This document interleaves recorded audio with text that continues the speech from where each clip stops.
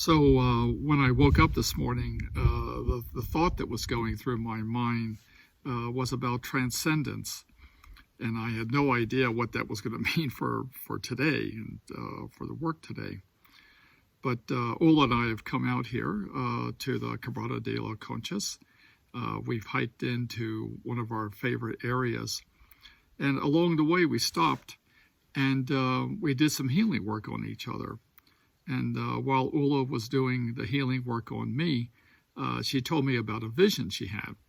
She had a vision of me sitting in the middle of a circle, and the circle was made up of all of these sticker bushes and other kinds of low bushes that grow out here in this arid land. And when she told me that, I thought, oh, yes, yes, I grab this. I like this because those bushes are my friends. You know, those bushes are the dominant life form here in this particular area. And I think, oh, yes, they're in a circle around me because they're telling me something. They're communicating something to me. For one thing, I know, because I've experienced this, that they have a very strong consciousness. And if you've been in places where the land is dominated by cactus, you probably realize that the cactus have a really strong consciousness, and all of them together have this strong collective consciousness. You can just sort of feel the vibration of it in the land. And it's here. It's these sticker bushes. Some of these, the bright green ones, like really strong consciousness. And they have a strong collective consciousness that's, vibrating across this whole area. So, you experience there's the land, and the next most dominant thing is the consciousness of all of these sticker bushes. And of course, they're just a part of the matrix of life here, because they hold together one level of consciousness. And within that, there's also the contributions of the cactuses and other small plants. And underneath of that, too, is the contributions of the mammals. For instance, there's lots of rabbits here. And the rabbits sort of find their way in this world, too. And of course, that's one layer. And another layer is the insects. A lot of ants, a lot of flying insects. They're looking for desert flowers.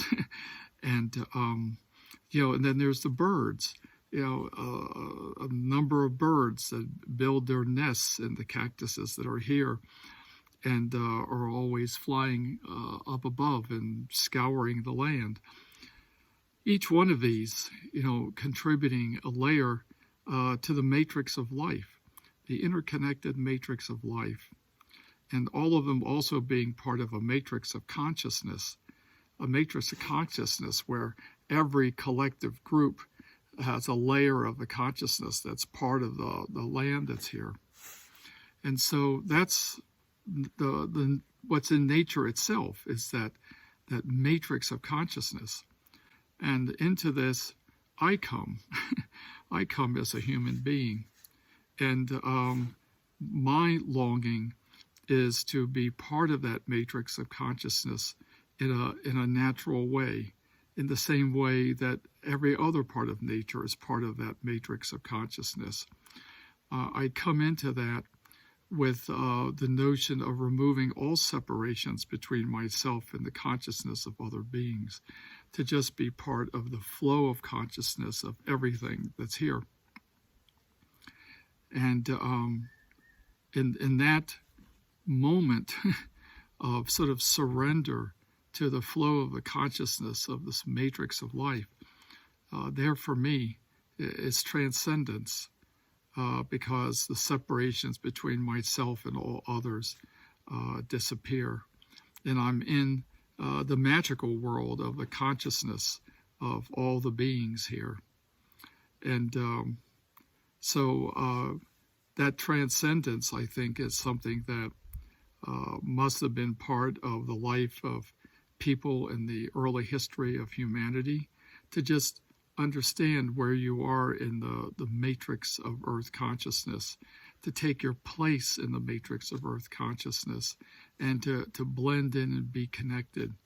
And in that, when you can surrender, there's this transcendence with nature that you experience, which I think is the natural habitat of a human being.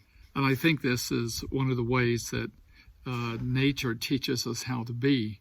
A part of the wisdom of nature in this is to learn to transcend all of the separations, because nature doesn't have any of these separations. It doesn't hold on to the kind of divisions that human beings create between things. In nature, all consciousness is in a state of flow with all the rest of consciousness. That's the truth.